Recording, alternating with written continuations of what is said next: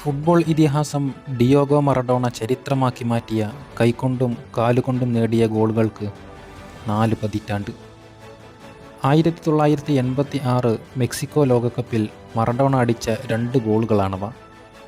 ഒന്നിനെ ദൈവത്തിൻ്റെ കൈ ഗോൾ എന്നും മറ്റൊന്നിനെ നൂറ്റാണ്ടിൻ്റെ ഗോൾ എന്നും ചരിത്രം വിളിച്ചു.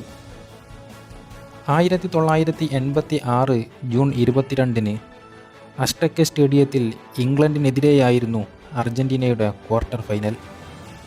50-ാം മിനിറ്റിൽ മറഡോണയും ഹോർഹെ വാൽദോനയും ചേർന്ന് ഇംഗ്ലണ്ടിൻ്റെ ഗോൾ മുഖത്തേക്ക്.